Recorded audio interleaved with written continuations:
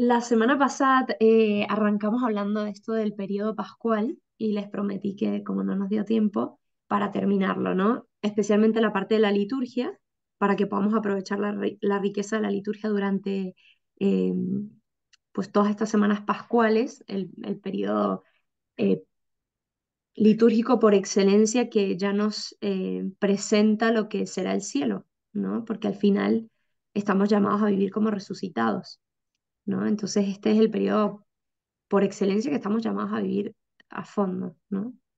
Entonces, ¿cómo es la palabra de Dios en el tiempo pascual? ¿Cuáles van a ser los rasgos que vamos a ver? El tono pascual viene dado por la selección de las lecturas. Primeramente, vamos a ver una gran predominancia de el libro de los Hechos de los Apóstoles, ¿no? Porque es precisamente en este periodo, incluso cronológicamente hablando, después de la resurrección de Cristo, se empieza a narrar todo en los Hechos de los Apóstoles. Ya cuando estudiemos algún día Hechos de los Apóstoles, sabremos que es el segundo libro que escribe Lucas, ¿sí? Eh, igual que Lucas tiene su Evangelio y tiene Hechos de los Apóstoles. Y si se fijan en el comienzo de Hechos de los Apóstoles, van a ver que dice, como te escribí en mi primer libro, Teófilo, y si se fijan en Lucas, en el Evangelio de Lucas, aparece querido Teófilo, ¿no? Un Teófilo al cual se le dirige el Evangelio y luego se hace referencia a ese primer libro en el segundo, ¿no? Como si Lucas escribiera una especie de díptico, ¿no? La vida de Jesús y la vida de la iglesia. Entonces, durante toda la Pascua vamos a estar leyendo Hechos de los Apóstoles y el Evangelio de Juan. Pero también vamos a ver algunos otros textos que se consideran que tienen un carácter bautismal, ¿sí? Recuérdense que la, la Semana Santa celebramos el paso de Cristo de este mundo al Padre, pero también celebramos el paso del hombre, que pasa de los vicios a la virtud, que pasa de la esclavitud a la libertad, ¿no? Que hace todo este camino de transformación. Y el momento clave en que en nuestra vida sucedió esto, se dio un momento puntual de la historia, que fue en el bautismo. En el bautismo fuimos salvados, ¿no? Fuimos convertidos en hijos, fuimos liberados del dominio del pecado, ¿no? Tenemos tan ritualizado o tan normalizado el bautismo que a veces lo hacemos poca conciencia, ¿no? De lo que esto significa, del gran don que nuestros padres nos dieron, nuestros padres o padrinos o quien nos haya llevado al bautismo, nos regaló mediante el don del bautismo, ¿no? Y la Pascua es un momento precioso para renovar. Eso lo vamos a ver más adelante, pero para renovar. ¿Cuáles son estos libros o estas lecturas que hacen referencia a este carácter bautismal? O hacen referencia a la vida nueva que se nos da a partir de la Pascua. Va a ser la primera carta de Pedro, la primera carta de Juan y el Apocalipsis. ¿Sí? Estos libros también los vamos a ver presentes dependiendo del ciclo en el que nos encontremos. ¿Sí? ¿Por qué se lee el Evangelio de Juan durante toda la Pascua? ¿No? ¿Y por qué no se va variando según el año? Porque este Evangelio es el Evangelio que se le declara como el Evangelio espiritual y el Evangelio de los signos y de los sacramentos. ¿Sí? Por excelencia es el libro de los símbolos, ¿no? Entonces vamos a ver muchas referencias sacramentales, ¿no? Está el discurso del pan de vida, está esta conversación que tiene con Nicodemo de nacer de nuevo, del agua y del espíritu, ¿no?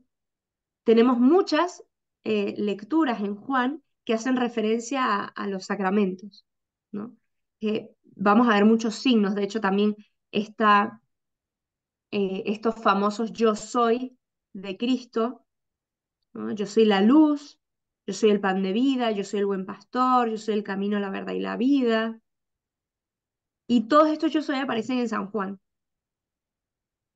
Entonces, por eso lo vamos a ver presente durante toda la Pascua. Pero, ¿cómo van a ser literalmente las lecturas? La primera lectura, generalmente, siempre se va a tomar de Hechos de los Apóstoles. de modo semicontinuo. Es decir, prácticamente lo vamos a ir leyendo completo, pero ahora hay que tomar en cuenta que está dividido en los 3 ciclos. Por lo tanto, todas las Pascuas leemos exactamente la misma primera lectura, el segundo martes de Pascua, no, va a ir variando. Por eso si vamos 3 años a misa todos los días durante la Pascua, vamos a leer todo Hechos de los Apóstoles, o por lo menos la gran mayoría, ¿sí? Por eso es muy bonito en la oración personal, por ejemplo, una, una buena propuesta para la oración personal es ir recorriendo todos los Hechos de los Apóstoles y como en el misal se va recortando la lectura, pues yo ampliarla. Entonces me voy a mi Biblia y en vez de leer desde el versículo tal al tal como indica la lectura del día, yo lo amplío y leo un poquito antes y un poquito después. Y así voy recorriendo todo Hecho de los Apóstoles durante la Pascua. El Evangelio, ya pasó la octava de Pascua, pero el Evangelio de la octava de Pascua se leen los relatos de las apariciones del Señor. Todos los días, como durante la Pascua, se está celebrando exactamente lo mismo, que es el día de la Pascua, que es como una Pascua prolongada por 8 días, todos los días se leyó las apariciones del Señor. Y durante el resto de la Pascua se va haciendo una lectura semicontinua. Semicontinua quiere decir prácticamente continua. Se dice semi porque a veces se quitan versículos y para que la gente no diga, ay, pero es semicontinua, pero es prácticamente completa. Y se toman los textos que tienen más índole pascual. Recuérdense que durante la Cuaresma, las últimas semanas leímos el Evangelio de Juan, las que ya estaban previa a la crucifixión. Entonces, lo que se busca durante la Pascua es completar la lectura del Evangelio de Juan, ¿sí? Que se empezó ya en Cuaresma, pero ahora sí con carácter más pascual. Y por eso, en esta lectura pascual, va a ocupar gran parte el discurso y la oración del Señor después de la cena, es decir, a partir de Juan 13 a Juan 17. Por eso vamos a leer la vid y los sarmientos, vamos a estar leyendo eh, el mandamiento del amor, eh, la oración de Jesús al Padre, y también la petición del Paráclito, que esto lo veremos ya cuando estemos llegando hacia Pentecostés. Vamos a ver que las lecturas están cargadas de esta oración que Jesús hace al Padre y de esta promesa del Paráclito, de la promesa que hace del Espíritu Santo, ¿no? Este va a ser como la puerta de entrada al día de Pentecostés, va a ser todas esas semanas, bueno, una semana y un poquito, entre la Ascensión y Pentecostés, vamos a ver que todas las lecturas del Evangelio van a ser dirigidas al tema del Espíritu Santo. ¿Por qué leemos Hechos de los Apóstoles durante este tiempo? Porque indicamos que el tiempo pascual es tiempo de la iglesia, es tiempo del nacimiento del nuevo pueblo de Israel. Este nuevo pueblo que está animado por el espíritu del resucitado. Lo que estamos diciendo es que el nuevo pueblo de Israel nace y por eso queremos leer la historia de este nuevo pueblo que se narra en Hechos de los Apóstoles. Y nos vamos un momento al Salmo 22. ¿Quién se acuerda así rápido y pronto cuál era el Salmo 22? Es un salmo, de hecho, de Semana Santa. Es el salmo que habla de la crucifixión. Exacto. ¿Que cómo empieza? Mm, no recuerdo. Dios mío, si te acuerdas. ¿Por ¿Por qué me qué me hace? has abandonado? Dios mío, ¿por qué me has abandonado? ¿No? Pareciera este salmo, nos vamos un momento ahí, ¿no? Pareciera que este salmo es un salmo de desesperanza, ¿no? Ya habíamos hablado de este salmo antes, pero quiero destacar el versículo, uno de los versículos finales, ¿no? De este salmo, que es muy significativo, porque dice así, em, después de que el Señor está, Dios mío, ¿por qué me has abandonado? Dios mío, de día te grito y no respondes, de noche y no me haces caso, ¿no? Como una experiencia de abandono fuerte de parte del salmista, ¿no? El salmista está con una experiencia fuerte, y recuérdense que este salmo luego lo leemos como un salmo mesiánico, ¿no? En el que se cumple plenamente Jesucristo en la cruz. De hecho, él lo reza. Espérense un segundo para aprender aquí. Está entrando aquí mucho sol. Bien. Em, entonces, este salmo que lo leímos el Viernes Santo y que nos evoca mucho a Cristo en la cruz, es curioso porque pareciera desesperanza, pero luego ya sabemos, ya les había adelantado en Cuaresma, que este salmo acaba en esperanza. Pero lo fuerte, si lo leemos ahora con esta noción de que el pueblo nuevo que nace, ¿no? El tiempo de la iglesia, el tiempo de la Pascua, vámonos un momento al versículo 31, 30, vamos a leerlo desde el 30, ¿no? No, no puedo, desde el 28. Vamos desde el 28, ¿no? Para leerlo bien. Ya está cerrando el Salmo y dice, lo recordarán y volverán al Señor, hasta de los confines del orbe. En su presencia se postrarán las familias de los pueblos, porque del Señor es el reino, Él gobierna a los pueblos. Ante Él se postrarán los que duermen en la tierra, ante Él se inclinarán los que bajan al polvo. Me hará vivir para Él. Ahí de nuevo vuelve a la primera persona, me hará vivir para Él. Habla como si en voz de Jesús, ¿no? Mi descendencia lo servirá. ¿Quién es la descendencia de Jesús? Nosotros. Hablarán del Señor a la generación futura, y aquí viene. Contarán su justicia al pueblo que ha de nacer. Todo lo que hizo el Señor, ¿no? Contarán su justicia al pueblo que ha de nacer. Cristo en la cruz está rezando este salmo y está hablando en el momento en donde minutos después le van a atravesar con una lanza y que de su costado brota sangre y agua como símbolo de qué, de los sacramentos, el agua, signo del bautismo, la sangre, signo de la Eucaristía, va a ser el nacimiento de un nuevo pueblo. Bueno, durante la Pascua celebramos ese nuevo pueblo del cual nosotros participamos.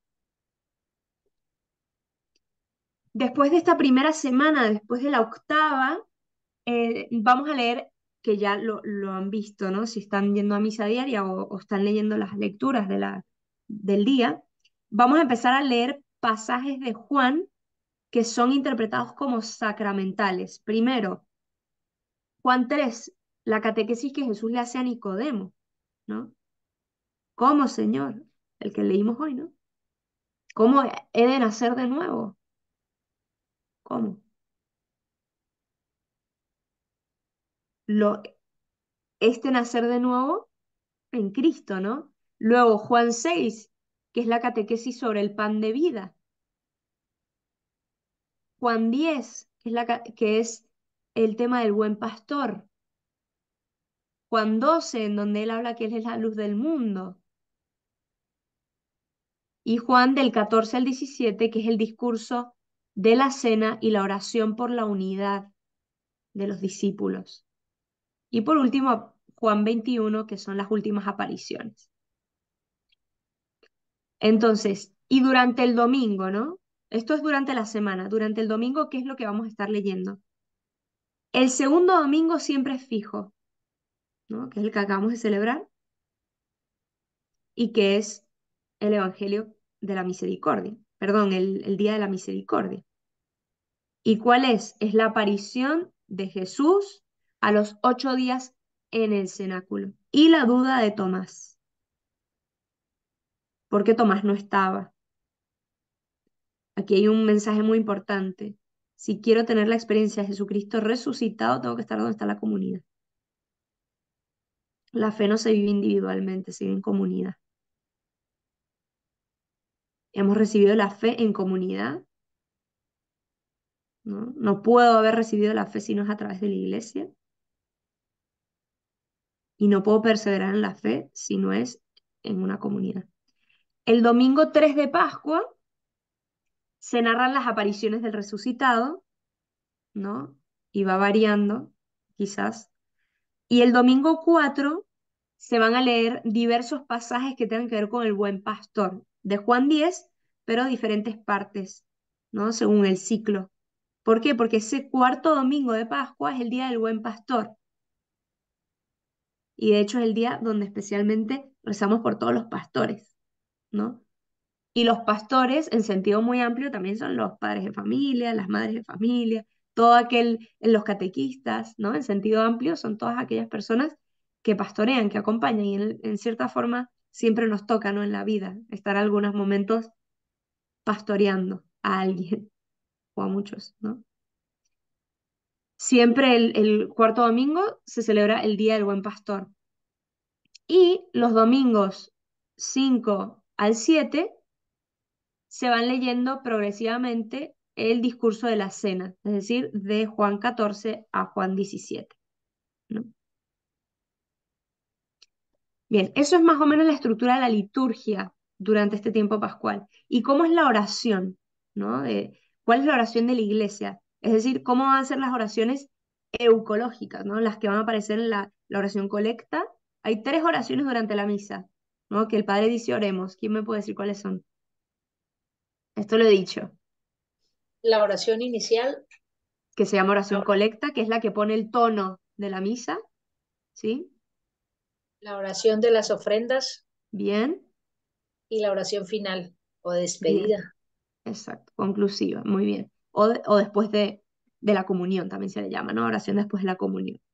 Bien, en estas oraciones y también en las plegarias eucarísticas o en los prefacios, ¿cuáles van a ser los temas centrales? ¿No? Primero, la presencia de Cristo. Un Cristo que ya no está, digamos, entiéndame, atado a su corporalidad, sino que está presente ya a través de los sacramentos en donde quiera, ¿no? También vamos a ver el tema de la vida nueva, ¿no? Haber recibido una vida nueva, ser criaturas nuevas. También vamos a ver el tema de la gracia de los sacramentos pascuales, por eso generalmente la iglesia celebra los sacramentos de iniciación y casi todos los sacramentos, especialmente durante el tiempo de Pascua, ¿no? Vamos a ver primeras comuniones, bautismos, confirmaciones. Generalmente se celebran en este periodo. En el hemisferio sur pasa a veces que no, porque necesita una preparación y como está al revés el calendario, eh, pues a veces no, ¿verdad? Pero generalmente se celebran los sacramentos en estas fechas, ¿no? Y también el tema de la renovación en el espíritu, la renovación en el espíritu. Como ya les dije la otra vez, es un tiempo especial para renovar nuestro bautismo, para volver a comprender, o más bien comprender más a profundidad, lo que significa haber sido bautizados y lo que significa ser bautizados y ser acogidos en una comunidad, ser parte de una comunidad. Para los cristianos, para los católicos de Oriente, en la liturgia bizantina, hay varios signos, ¿no? Les decía la otra vez que para los si ustedes van a Rusia o a Grecia, ¿no? En donde son católicos, pero son católicos ortodoxos, van a ver que no tienen el sagrario a la vista, ¿no?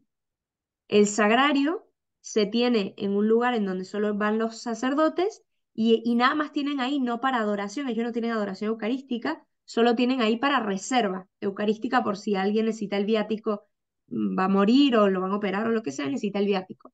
Pero si no, no tienen adoración eucarística. ¿Pero qué tienen? Tienen un iconostasio. El iconostasio es como unas puertas justo en donde nosotros tenemos el altar, detrás del altar, ahí tienen el iconostasio y siempre lo tienen cerrado y está lleno de iconos, ¿no? Que te explican, ellos hacen mucho la catequesis a través de iconos. Pues este iconostasio permanece durante todo el tiempo pascual abierto, ¿no? Es un símbolo potente para ellos. Es un símbolo potente. Otra cosa es que el saludo entre los cristianos de esa zona cambia.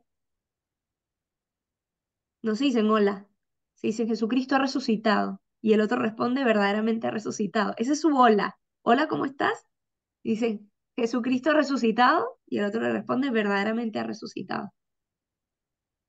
Les he contado esta historia de que estaban estaban en todo un debate en algunos de estos países ortodoxos, pero que obviamente han sufrido muchísimo del socialismo y del comunismo, y resulta que había muchísima gente estudiosa, ateos, a morir, discutiendo sobre el tema de si Jesucristo había resucitado y el tema del sepulcro vacío, y un poco analizándolo científicamente, y aparece un obispo a dar sus palabras y resulta que solo se levanta para probar que Jesucristo ha resucitado, se levanta y en vez de dar unas palabras solo dice, Jesucristo ha resucitado. Y todos de manera automática, porque habían sido criados así, responde todo el mundo, verdaderamente ha resucitado y se bajó. Esa es mi prueba, ¿no? Mi prueba es que todas, ¿sabes? Como, mi prueba es la evidencia de que esto sigue habiendo como efecto, el efecto de la resurrección, es que hasta hoy sigue habiendo gente que da su vida por Jesucristo, ¿no? O sea, ¿quieren un efecto del resucitado, de que es verdadero? Pues cada uno en su oración personal, cuando han experimentado verdaderamente presente a Jesucristo, ya tienen su prueba, ¿no? De la existencia, perdón, de la resurrección de Cristo. Bien, entonces, em, pues hay varios símbolos, ¿no? En la Iglesia Ortodoxa. Otra cosa es que la primera semana después de la resurrección se le llama la semana de la renovación, ¿no? Tienen toda una semana como para ir renovando de nuevo su conciencia bautizados, su comprender a fondo, un poco lo que hacemos nuestros propósitos de año nuevo, pues para ellos es esta semana, que tiene mucho más sentido, ¿no? Tiene mucho más sentido. Para nosotros los cristianos, el año nuevo fue hace una semana, ¿no? Es el verdadero año nuevo, la verdadera renovación. Nuestra vida a partir de ese domingo cambió, se transformó. También se le llama la semana de la iluminación, para recordar la iluminación bautismal de los recién bautizados. Hay una tradición muy bonita en la Iglesia Ortodoxa de celebrar el tercer domingo perdón, Pascua, el domingo de las miróforas. ¿Quiénes son las miróforas? Las miróforas son las portadoras de los aromas, las mujeres que iban a ungir a Jesús ya muerto, ¿no? Que iban corriendo temprano sin saber qué iban a hacer con la piedra, ¿verdad? Porque la piedra era más grande que ellas y no sabían cómo la iban a mover, pero no les importó, porque así son las mujeres, ¿no? Somos las mujeres lanzadas y el amor te impulsa, ¿no? Ya veremos después qué hacemos con la piedra. Y tienen un día especial para celebrar a las mujeres evangelistas, ¿no? Anunciadoras de la resurrección. Qué bonito. Y luego, otra cosa muy bonita que tienen es que en Pentecostés, en la vigilia, hacen una cosa que se llama el oficio de la genuflexión, que es que rezan, se ora ese día por la salvación de todos, esta universalidad de la que habla Pentecostés, ¿no? Donde todos reciben el Espíritu y se pueden comunicar entre todos, ¿no? Bien, ¿qué sugerencias se nos da para vivir este tiempo, ¿no? Eh, Primero, el carácter gozoso. Durante este periodo está prohibido hacer ayuno, ¿no? Digamos, ayuno espiritual, con razones espirituales. No se hace el ayuno, porque estamos llamados a vivir con carácter gozoso, no solo las celebraciones, sino todo el periodo, ¿no? Pero especialmente marcado por el gozo de las celebraciones. Si tenemos algún tipo, aquí todos somos iglesia, todos. Así que nosotros podemos hacer sugerencias pastorales al sacerdote de la parroquia para ver cómo podemos vivir este periodo, ¿no?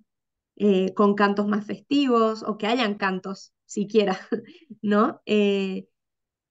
Flores, las flores del altar, ¿no? Que se note que es un periodo gozoso. Y por eso también la celebración de los sacramentos, de manera gozoso, ¿no? En este periodo. Si estoy a punto de celebrar un sacramento, pues aprovecharía hacerlo en este periodo. También se puede hacer una celebración comunitaria de unción de los enfermos con el óleo nuevo, ¿no? Pedir una misa especial de sanación, pero con este carácter pascual. De nuevo, somos iglesia, ¿no? Podemos decir, bueno, por eso le toca al padre, ¿no? Que lo proponga él, ni idea. Pues no, yo también le puedo proponer. Quizás el padre está muy ciscado y ya no se le ocurre nada, ¿no?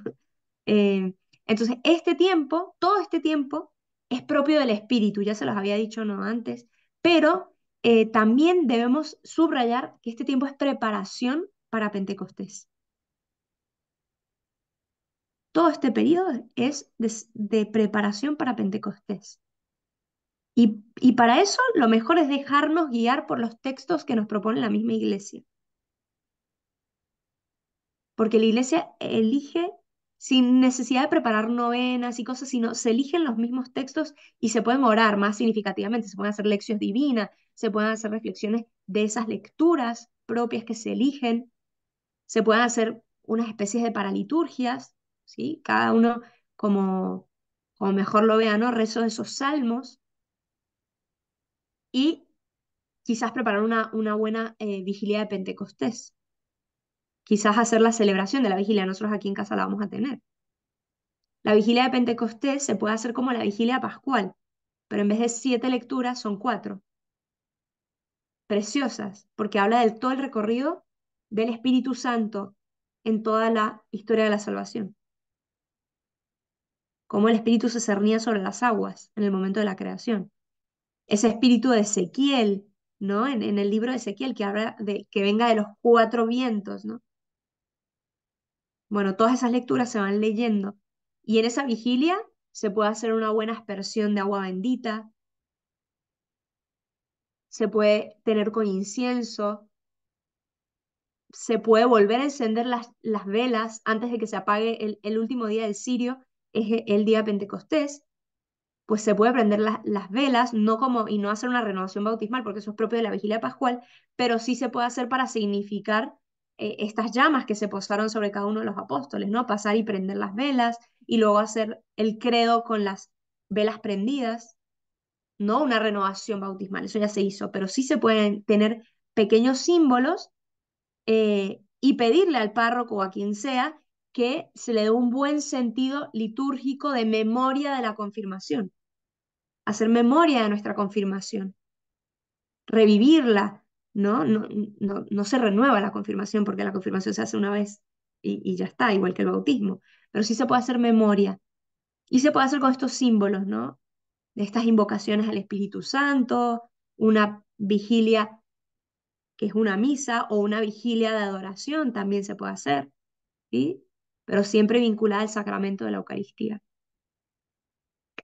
Entonces, la espiritualidad propia de la Pascua es experimentar la plenitud de los dones.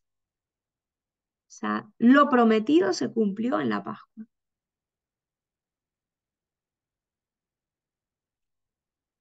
Entonces, en el fondo, ya desde ahora, hoy, vivimos el gozo de la vida eterna. Esa humanidad gloriosa de Cristo que al presenciarla, al tocarla, nos hace recordar que a eso estamos llamados todos. Para allá vamos todos. Esa es la promesa que Él nos alcanzó. Y por eso también parte de la espiritualidad propia de la Pascua es meditar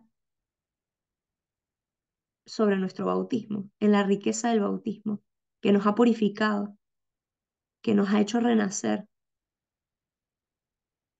de esa sangre que nos ha redimido. Porque el cristiano, la vida del cristiano participa ya de la eternidad que Cristo ya está viviendo en el cielo. Y recordar que la vida es una Pascua, es un paso. ¿Qué son 1000 años, Señor, en tu presencia? Es nada. Nosotros vamos teniendo experiencias de eternidad. Y en cierta forma, las obras que tengamos se van incrustando ya en la eternidad. ese acto de amor, de caridad, de cercanía que tuve con mi hermano, ya van llegando a la eternidad, ¿no? El otro día hablábamos de la fuerza de la oración de intercesión y voy a hacer me voy a desviar, pero no importa, creo que vale la pena. Em, la oración de intercesión, a veces tenemos la confusión de pensar que es para convencer a Dios de algo que Él no nos quiere dar, ¿no? Le pido, y más todavía si metemos a la Virgen, es como que, bueno, que la Virgen le termine de hacer manito de puerco, ¿no? Así, a Dios para que nos termine de dar la gracia. Meto a la Virgen ahí para que lo termine de convencer, como si Dios, primero como si la Virgen quisiera algo distinto de lo que quiere Dios. Luego también hacemos eso con Jesús y el Padre, ¿no? Bueno, le voy a pedir a Jesús porque es más buena onda, más cercano, él es humano, ¿él me entiende? Y que para que interceda por mí ante el Padre, porque pareciera que el Padre es alguien que no, que quiere algo mal, algo distinto, y lo tenemos que convencer para que nos dé eso que nos viene bien. Y aquí ahora la pregunta, si partimos de la premisa que Dios es Padre, por lo tanto es bueno, por lo tanto quiere lo mejor para mí, y que Dios es omnisciente, lo sabe todo y lo puede todo, ¿para qué le rezamos? ¿Para qué la oración de intercesión? A ver, ¿quién me contesta esa pregunta?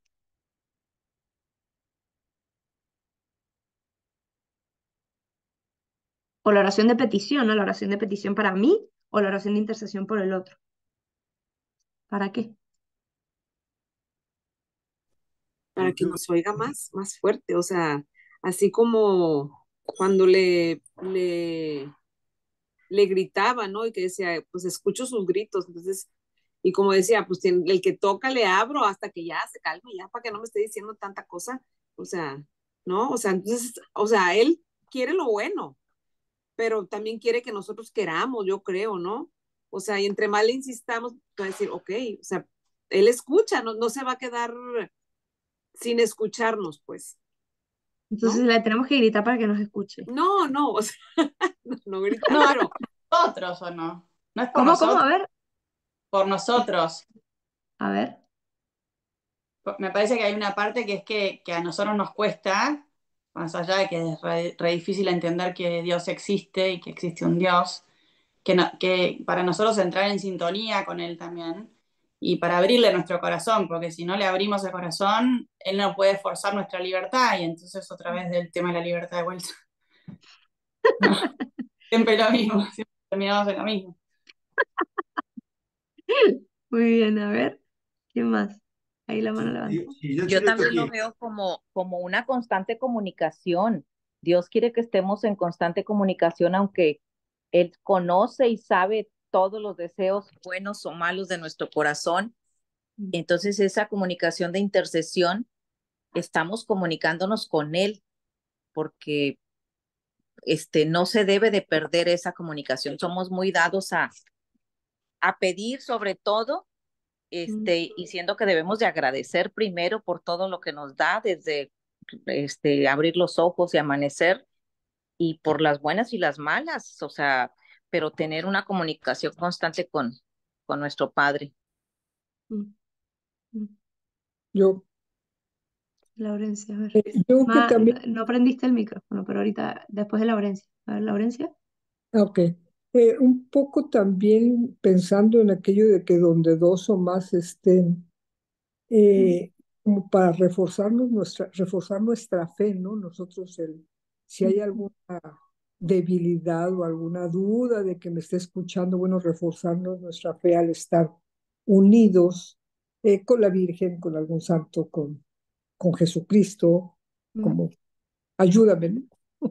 mm, No mm, sé, cuestión de fe. mm.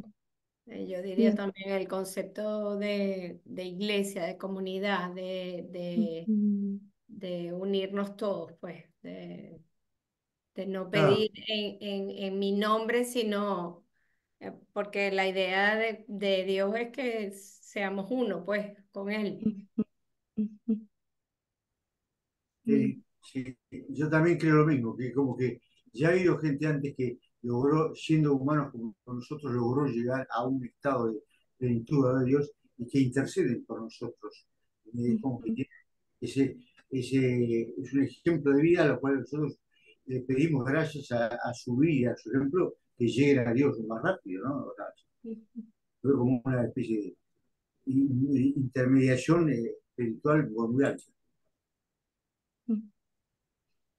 No, muy bien. A ver. Para recordarnos. Mm,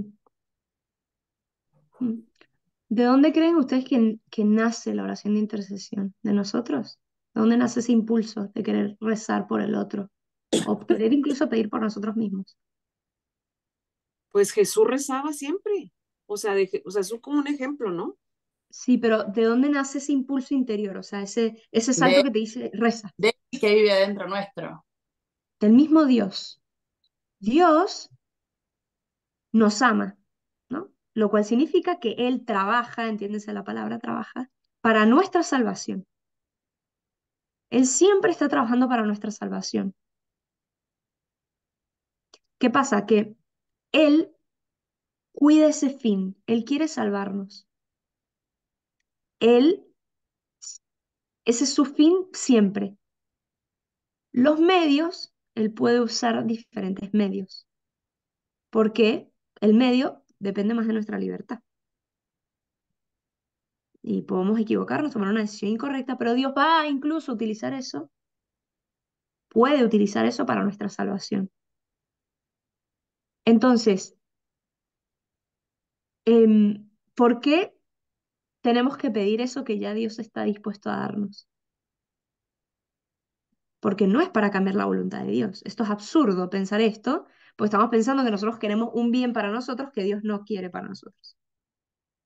Y es un O acto sea, de humildad, nosotros, un acto de humildad. Uno pide porque a Dios le gusta que uno se humille, en el sentido verdadero de la palabra, y le pida, reconociendo su grandeza, que uno lo pida. Es un acto de humildad muy grande. bien, entonces hay ciertos dones que Dios no nos concederá al menos que se los pidamos. Quizás son dones no necesarios para nuestra salvación, ¿sí? Pero que son buenos. ¿Por qué?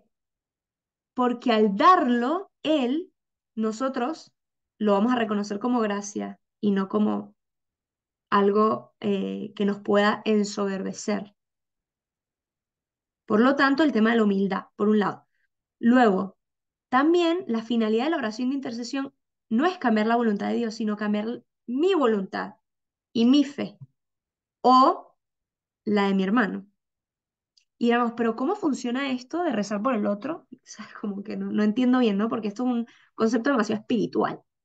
Por eso es que se nos olvida que así como yo voy al hospital y visito a un enfermo y mis palabras de consuelo lo tranquilizan y le dan esperanza, yo eso lo puedo ver porque es algo material. Yo leí palabras, mi presencia estuvo ahí y como que somos demasiado materialistas, ¿no? Así como ese acto consuela de una manera misteriosa, porque tú dices, ¿por qué mis palabras generaron consuelo? Por mi presencia. Y dices, ¿por qué? Porque estamos conectados. Hay un vínculo humano que nos une, que es diferente que te visite una persona que te visite un animal.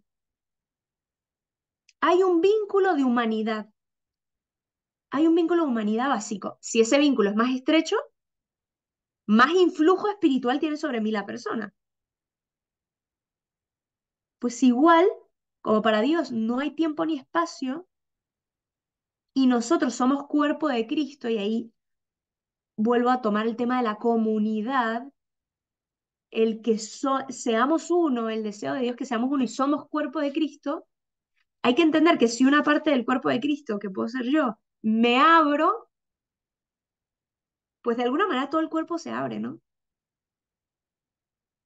De alguna manera mi docilidad interior hace que el cuerpo se vea afectado como un todo.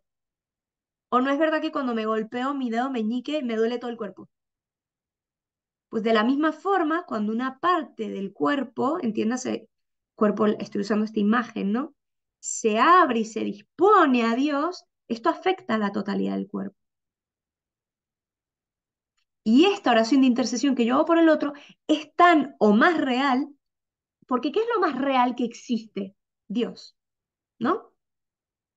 ¿Y Dios qué es? Puro espíritu.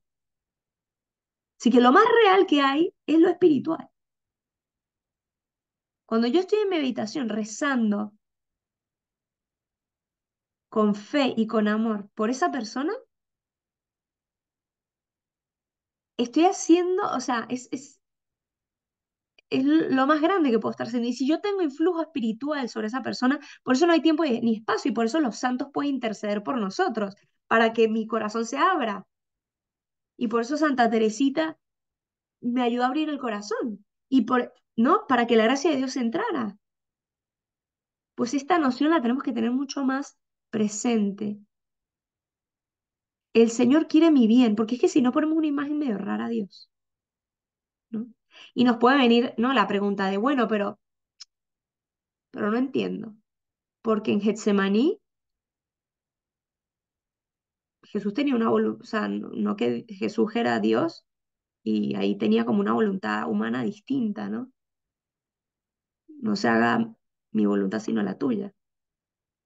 Y entonces ahí podemos decir como que, de nuevo, Dios quería algo distinto que el mismo Jesús, que también era Dios. Entonces, como no entendemos. Primero, y ahí también nos ayuda a entender la diferencia dentro de nosotros mismos, ¿no? En nuestra voluntad existen dos componentes. La voluntad natural, que es espontánea, ¿no? Que es cuando, no sé, por ejemplo, viene alguien que te hizo daño y sientes un natural rechazo, que es incontrolable, ¿no?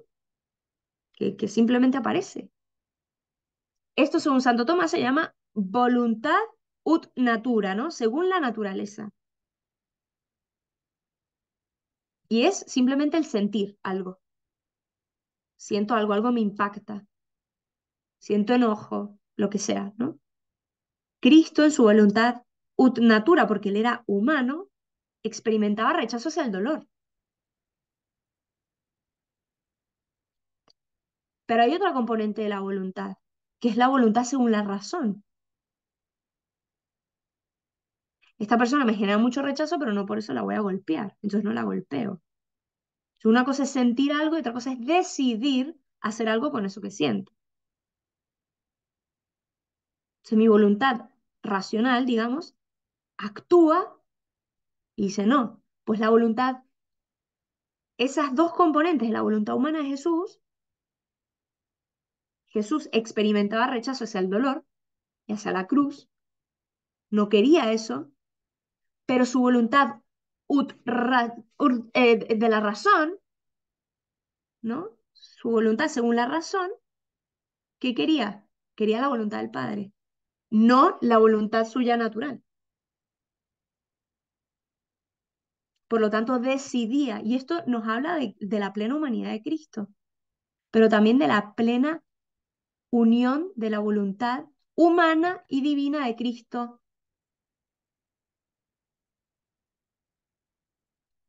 Entonces, ¿cuál es la finalidad de la oración? Unirnos a la voluntad de Dios, pidiendo como criaturas necesitadas. Por eso la oración de petición vuelve sobre nosotros, o vuelve sobre el que estoy pidiendo. San Agustín dice que puede haber tres razones por las cuales Dios no nos concede lo que le pedimos. La primera es porque lo que estamos pidiendo es un mal.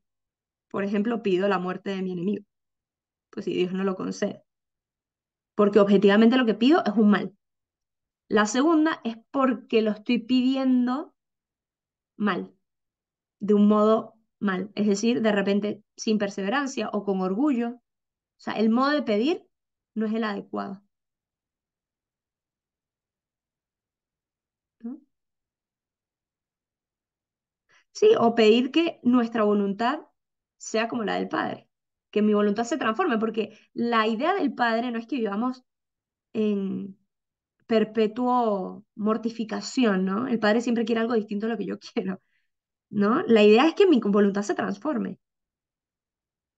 Esos son luego, porque si no, vamos a ser católicos que vivamos renegando.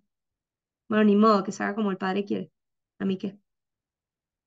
Pues sí, pues igual se va a hacer como él quiere, ¿no? O sea, así que,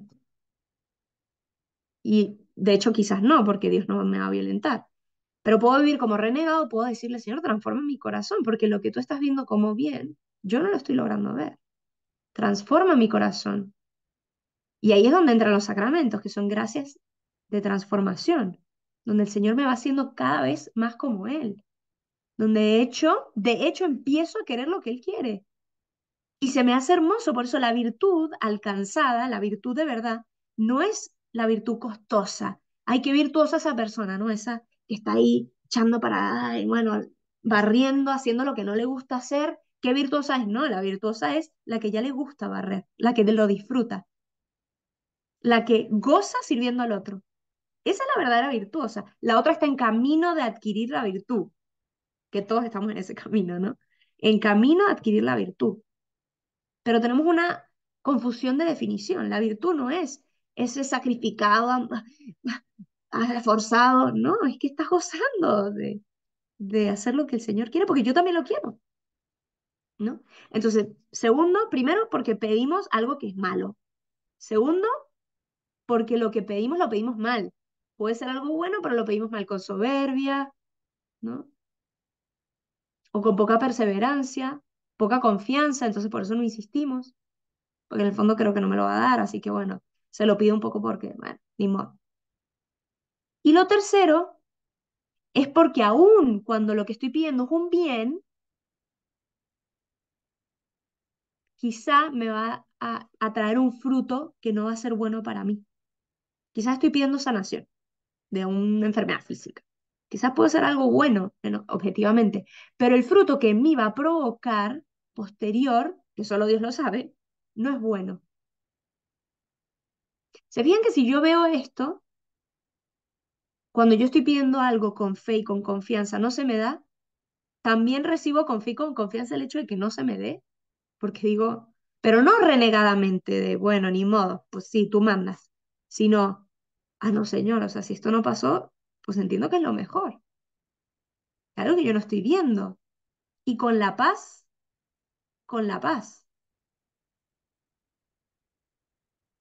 su providencia me cubre y me siento segura, ¿sí?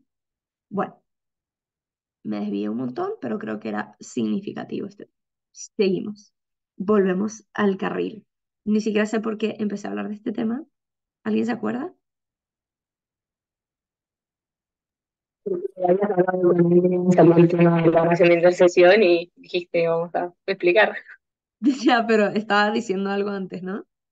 Oye, Mari, Sí, perdón, Lili. Sí, pero bueno, en conclusión, ¿por qué es buena la oración de intercesión? sí. Muy Pudiéramos, bien. pudiéramos decir porque nos tenemos que apoyar, digamos, entre nosotros para empatar la voluntad humana con la voluntad de Dios. Sí. O sea, más que ayudar, es volver a reconocer o a comprender más a fondo la realidad eh, de, De comunión. de que somos un cuerpo, ¿no? De que somos un cuerpo. Este tema de la comunión, ¿no? Como realmente tener conciencia de, de que somos uno, ¿no?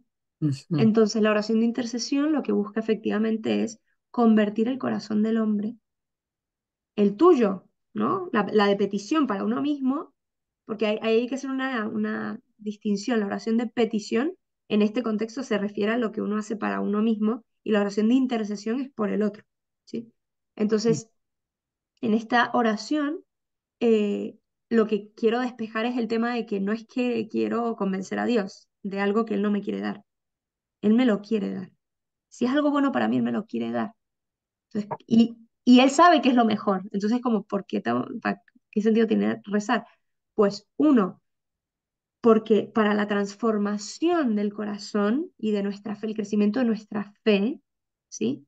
Em, esta transformación de nuestra voluntad en ser cada vez, en unirnos a la voluntad del Padre y confiar en Él, y también en esa noción de, de que somos un cuerpo y lo que yo haga, ¿no? Por ti, te va a llegar de una manera misteriosa porque somos parte de un mismo cuerpo. O sea, si yo me abro y me dispongo y pido para ti apertura de tu corazón para acoger esa gracia que el Señor te quiere dar, de una manera misteriosa, al tú abrirte y disponerte, el Señor encuentra un lugar del cuerpo por el cual puede entrar.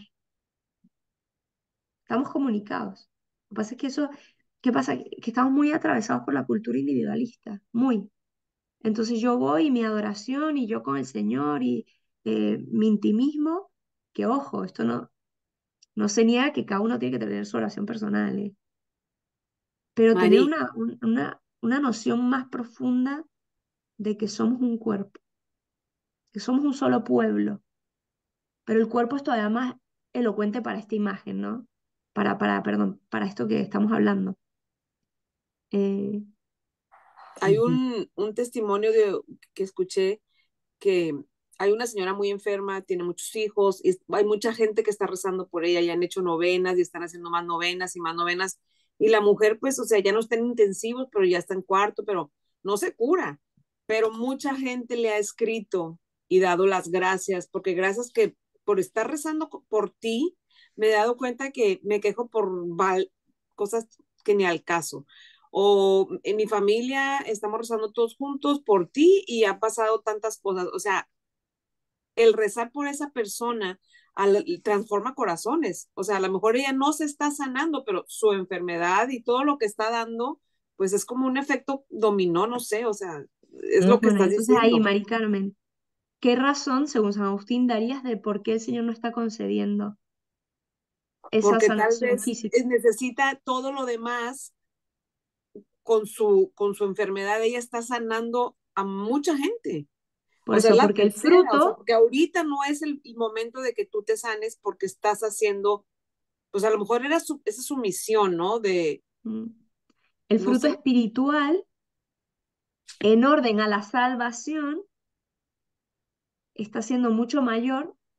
Ahora, así, de este momento, no quiere decir que nunca más se va a sanar, quizás después sí se va a terminar sanando, pero sí, ahora, en el plan providente de Dios, el fruto espiritual, aunque pueda ser bueno eso, el fruto quizás no es bueno, porque quizás ya todo el mundo se desentiende, ella misma quizás se desentiende, ¿no? Es como la historia del pueblo de Israel, que cuando llegaron a la tierra prometida y Moisés les decía, no se vayan a olvidar de que ustedes van a llegar a casas que ustedes no construyeron, a terrenos que ustedes no cultivaron, y van a recibir todo esto. O sea, no se olviden de reconocer que fue el Señor Dios el que se los dio, ¿no? Siempre Dios trabaja para nuestra salvación, siempre. Pero, y nuestra vida, imagínate cómo sería la paz en la que viviríamos si tenemos siempre eso clavado en el corazón. Que pase lo que pase, yo lea la realidad desde ahí. Leila, ¿querías decir algo? Eh, Se me vino ahorita lo de todo contribuye para bien de los que aman a Dios, ¿no? O sea, como, Mm. sí, todo contribuye. Sí, del tema de cuando te piden muchas oraciones, pero a lo mejor lo dejo para preguntas y respuestas para no Vale, desviarnos. vale. ¿Alguien? Sí, si quieren, guárdense para terminar una idea de lo que venimos viendo para ya cerrar. Y por supuesto que la semana que viene empezamos Ezequiel y ya se acabó esto. Pero bueno, Ujú. entonces, la Pascua, de nuevo, el acento es el gozo de lo que estamos llamados a la eternidad, ¿sí? Y este tiempo también es un tiempo también marcado por la presencia de la Virgen, Mm. en su ejemplo, en su ejemplo que ella estaba en el cenáculo con los apóstoles.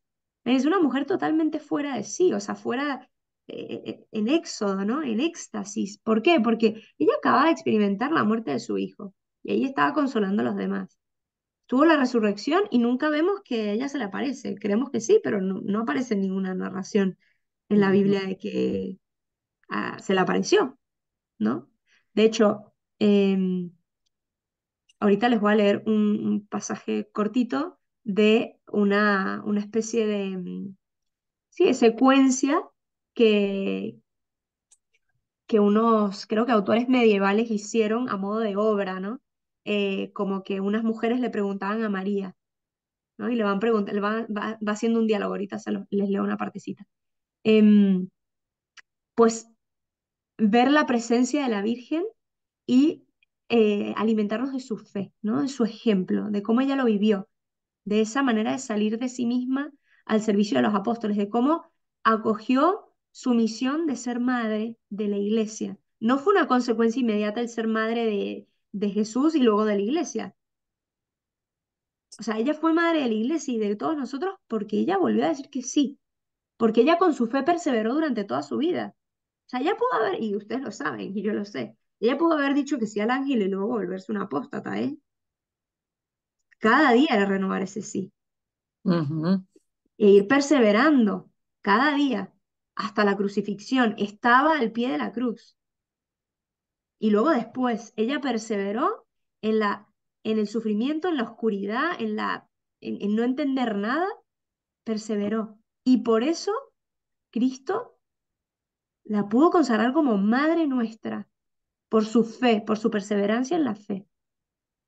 Por eso también, el día posterior a Pentecostés, el lunes, el Papa Francisco hace poco ya lo consagró oficialmente como el día, como la fiesta de María, Madre de la Iglesia. Justo después de Pentecostés, ese Mm. lunes se celebra María, Madre de la Iglesia. Bueno, y con esto termino este diálogo que les dije. eh, Tiene muchos párrafos, les voy a leer unos poquitos. Están las mujeres, las hijas de Jerusalén, que hablan a María y le dicen, ¿cómo lo has sabido, María? Esto es después de la resurrección. ¿Cómo lo has sabido, María? ¿Te lo han dicho las mujeres que a la aurora fueron al sepulcro? Y dice María, he percibido su respiro, el aire dulce y puro de nueva frescura, signo del aura fecunda que ya envuelve el cosmos, presencia poderosa del soplo de la vida, ¿no? Ella, hasta ahí no está diciendo que se encontró con Jesús, sino que ella lo percibió en el aire, en la alegría del, dice, del aire dulce y puro, de nueva frescura, ¿no? Luego le vuelven a preguntar, ¿pero cómo lo has sabido? ¿Es que ha venido María Magdalena a contártelo? Y ella dice, al despedirse en la noche, las estrellas brillaban con un extraño fulgor y apresuraban su paso, acosadas por la luz del eterno día, que era su hijo, ¿no? Esta mujer contemplativa, ¿no? La ponen a la Virgen como una mujer contemplativa que sabe leer en la realidad los signos de Dios. Y vuelve. ¿Quién te lo ha dicho, María? ¿Ha sido Juan, el discípulo amado? Lo he sabido de buena mañana, con el alba radiante. Una perla de rocío que se posaba en la hierba era principio y signo del bautismo del universo,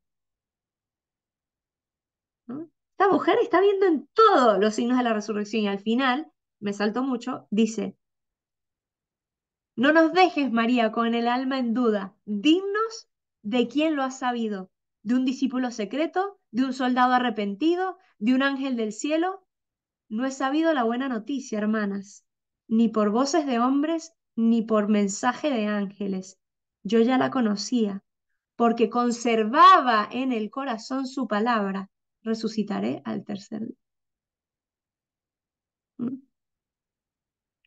Porque ella meditaba las palabras del Señor. Ella sabía que el Señor iba a resucitar. Ella le creyó. Todas sus palabras las creyó. Todas.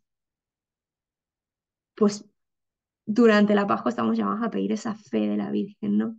Que si hoy no se me está concediendo eso que yo estoy pidiendo, que si hoy no estoy viendo la resurrección, ya yo lo sabía, porque conservaba en el corazón su palabra, resucitar en el tercer día, ¿no? Ya yo lo sabía.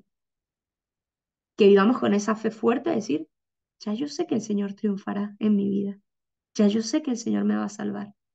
No me acuerdo una vez de colaboradora, hace años, estaba en una misa y en la homilía el padre dice, a ver, ¿quién aquí cree que no va a pasar por el purgatorio? Era una pregunta retórica.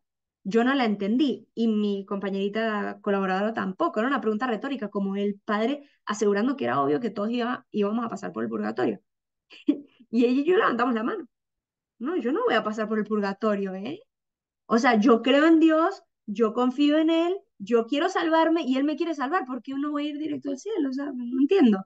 Él quiere, yo quiero, vamos pues. Tipo, ya está, ¿no? Como, vamos directo, ¿por qué voy a pasar por el purgatorio? No, bueno, después fui. Pero fue como una fe quizás inocente, pero pues ya yo lo sabía, ¿no? El Señor me va a salvar. El Señor me va a salvar. Él me lo prometió, él lo quiere y yo lo quiero. Así que, ¿por qué no nos vamos directo, no? O sea, bueno, sin aduana. Bueno, esto también es una buena oportunidad de pedir por las almas del purgatorio. Siempre hay que tenerlas presentes a nuestras hermanas en la fe, las almas del purgatorio. Somos un cuerpo. Bueno, ya, acabo. Preguntas. Leila, creo que tenías una, o Agus, no.